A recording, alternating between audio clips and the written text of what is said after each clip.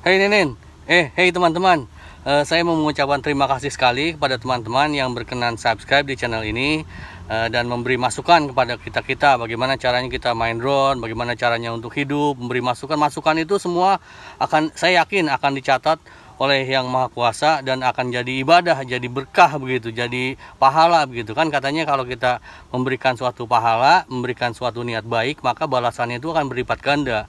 Kalau kita melakukan kesalahan, ya kita saling koreksi. Itulah arti pentingnya sharing. Dan saya juga secara pribadi jarang sebetulnya. Dari dulu saya bikin channel ini, mungkin udah 2 tahun lebih, saya jarang banget minta subscribe gitu.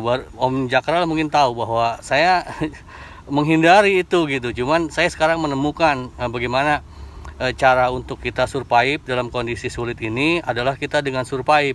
Dan kalau menurut pendapat saya sih, kita manusia, selain kita harus terus berbagi, kita kan bukan makhluk individualis nih, kita makhluk sosial. Kita harus tetap saling mengisi, kemudian berbagi gitu. Berbagi orang yang butuhkan kita bagi. Kayak kita misalnya, kayak saya suka ngasih nawarin giveaway di YouTube apa segala macam, itu tuh bukan ibadah, itu tuh bisnis kali ya. Karena kan kalau ibadah itu kita memberi ke yang butuhkan tanpa orang yang tahu gitu, nggak ada ria, nggak ada istilah ria. Udah saya sampaikan di video saya sebelumnya. Saya juga mohon maaf jika saya ada unsur rianya. Saya gimana ya, saya hanya mengajak teman-teman untuk terus berupaya walaupun kita kondisinya susah gitu. Saya yakin walaupun kita kondisi sulit gitu, semua itu ada maknanya. Tuhan Maha tahu. Dan ketika kita diberikan ujian, cobaan, itu akan menempa kita untuk kita terus lebih bergerak maju begitu ya. Kemudian saya pengen menjawab kemarin Mas Bud nanya gitu ya. Mas Bud nanya, katanya kita main FPV itu, main drone yang pakai FPV ini, pakai ini katanya bikin pusing gitu, orang-orang yang pusing gitu. Saya sering banget di teman-teman juga yang nonton video saya bilang pusing. Aduh maaf, saya batuk. Lihatnya katanya pusing gitu. Saya bukan hanya teman-teman yang lihat secara langsung ya, teman-teman juga ngobrol anak-anak saya lihat pusing gitu. Saya sih ketawa aja karena saya secara pribadi ngerasain itu. Saya malah bilang begini, Anda baru nonton 3 menit aja udah pusing. Anda tahu nggak, saya udah 2 tahun lebih pusing, tapi saya nggak ngeluh gitu. Anda segitu aja udah pusing apa segala macam. Jangan kebanyakan ngeluh gitu. Kita tetap aja berusaha begitu. Kemudian tentang bagaimana caranya kita menemukan style kita begitu. Saya ingat kata kalau kita belajar manajemen, konsumen, viewer, penonton adalah raja. Jadi orientasinya kita itu ke mereka, Mas Bud. Kalau menurut saya loh ya, kalau kata Mahatma Gandhi, kita akan menemukan jati diri kita dengan cara kita melakukan servis terus menerus ke orang, melakukan servis apa yang mereka inginkan gitu. Saya juga pernah ya, saya cerita ngelantur ya. Saya waktu itu kan ngurusin orang yang driver Gojek yang pada parkir di jalan bukan di tempat yang nggak mengganggu lalu lintas, mengganggu lah di jalan gitu kan. Sampai waktu itu ada pertanyaan ke saya, gimana ya Om caranya untuk supaya ini tuh driver ojek ini, saya nggak bilang driver ojek itu jelek, bagus, saya juga pernah ngojek gitu. Gimana caranya supaya driver Gojek ini bisa di tempatnya gitu, tidak mengganggu lalu lintas. Kata saya gini, gampang, sediain aja tempatnya, kasih tempat, kasih tudung begitu kan, kasih TV, kalau perlu ada kulkasnya gitu kan, kalau perlu ada jus gitu. Dan prakteknya gimana coba? Ada. Sekarang tuh di depan mart itu, di depan udah ada tempatnya. Di tempat ojek depan saya ini yang saya lewatin tadi ada tempatnya, ada TV-nya. Nah, orang tuh dengan itu ke situ gitu. Nah, dengan cara itulah kita mengarahkan dan menemukan jati diri kita juga. Kita ketemu enjoynya di mana nih? Dengan menservis. Orang tuh kan gitu, situ manusia begitu. Saya juga kalau ini kan melayani misalnya yang latihan drone begitu ya, ya apalagi yang baru-baru. Saya juga baru bingung dulu gimana ini ya. Gitu caranya, hanya dengan kita terus banyak nanya ke orang gitu kan, akhirnya saya dikit-dikit bisa ngerakit. Saya nggak ada latar belakang elektronik, dan teman-teman juga cerita kalau hobi ini kemarin siapa itu Om Billy pengembara bilang nggak cukup latar belakang elektronik, nggak cukup di hobi ini, kita harus terus gimana ya, ada skill tambahan karena kecil-kecil sekali itu spare partnya gitu. Makanya kalau saya ngelayanin orang, walaupun kita yang memberi gitu kan, memfasilitasi, ketika dia ngeluh, misalnya dia ada pernyataan yang kira-kira nggak mengenakan hati, kita santai aja. Manusia tuh begitu, memang santai aja, enjoy gitu. Nah itu yang pertama untuk Mas Budi ya, pusing, emang pusing, FVP itu bikin pusing. Nggak ada FVP, enjoy itu kita yang udah merasakan. Sok Mas Budi terbang enjoy kan, tapi apa keenjoyan Mas Budi bisa sharingkan ke orang lain? Nggak bisa. Perasaan tuh hanya dari diri kita sendiri aja gitu. Kemudian itu yang pertama ya, tentang FVP pusing menurut saya. Silakan teman-teman komentari apa kira-kira, oh enggak om, FVP itu enggak pusing, asik, silakan, monggo gitu. Kemudian yang kedua yang saya ingin sharingkan, karena saya yakin hanya dengan sharing lah kita bisa survive melewati masa-masa sulit ini gitu. Yang pertama adalah perbedaan antara pernyataan dan pertanyaan. Ini penting loh kalau buat apa teman-teman yang masih remaja gitu. Kadang-kadang kita salah nih. Kita contohkan begini, kalau ada orang ini ngomong ke saya, om kamu monyet gitu, Anda marah nggak misalnya jadi saya?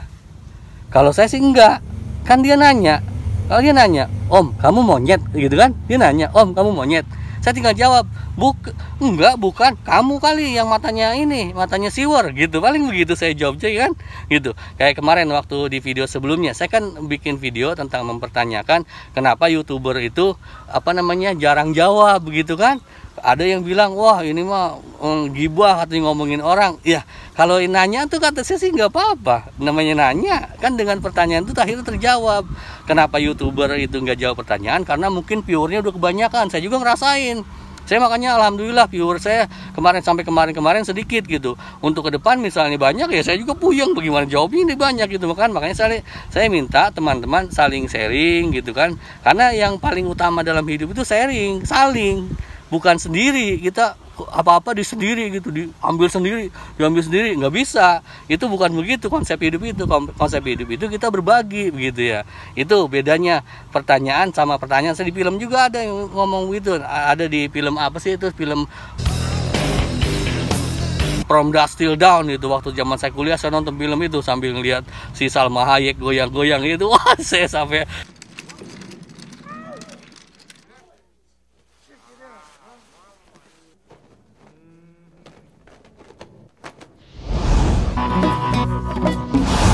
aduh ini pusing lihat begini, mana belum punya pacar begitu kan. Tapi itu kita membedakan antara pertanyaan dan pernyataan tuh beda gitu. Are you such a fucking loser? Would you call me? I didn't make a statement. I asked a question. I want you to have a drink with me. Saya yakin orang-orang hebat, apalagi kayak Om Deddy Corbuzier, orang-orang cerdas, ketika ada pertanyaan sepanjang pertanyaan itu sopan.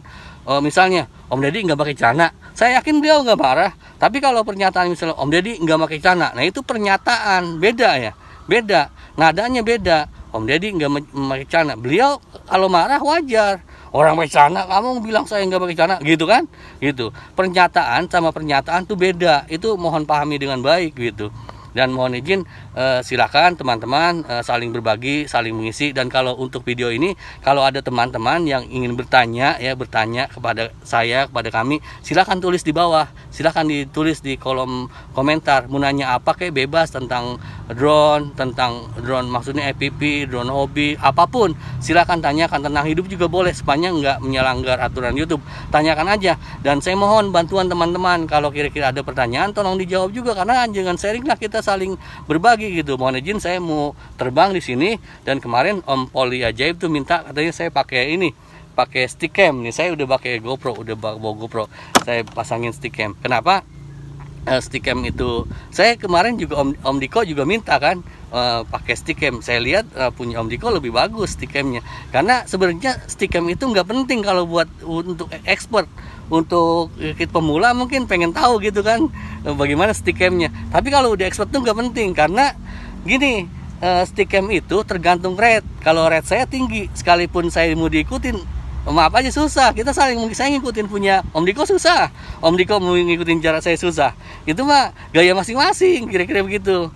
Itu makanya saya jarang pakai stick cam, karena itu sebenarnya hanya untuk pemula aja. Tapi sepanjang kita ini permintaan, kita memenuhi permintaan Om Poli Ajaib. Oke, kita pakai Stickam untuk video ini ya. Di video-video sebelumnya juga saya banyak yang pakai Stickam gitu. Silakan aja kalau mau lihat sebagai gambaran.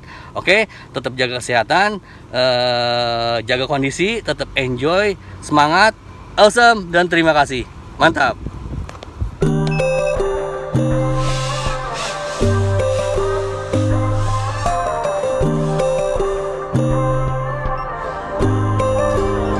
So you wanna go to war with me? You're talking like you think you're royalty. You think that I'm afraid, but I don't break. I heard you question my stability. You think I'll fall just like a guillotine, but I am here to stay, won't look away. The storm is coming, so you better start running. No, you can't control, feel it in my bones. I'm coming for the, coming for the.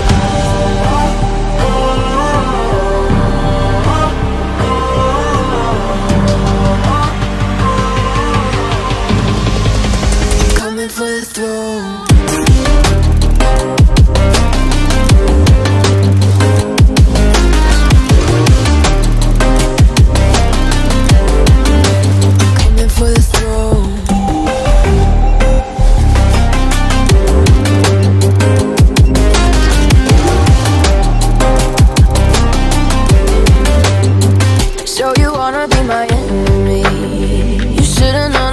Kiss the rain. Ice runs in my veins, won't play it safe. I don't belong with your nobility. Who died and made you king of anything?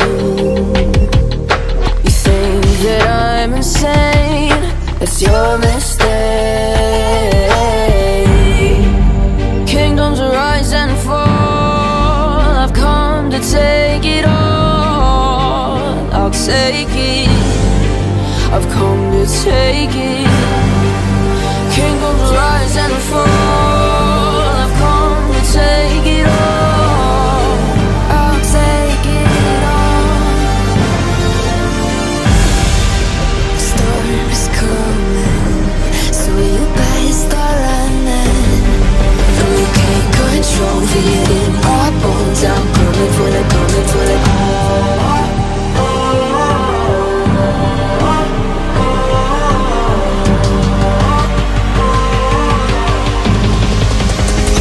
For the throne.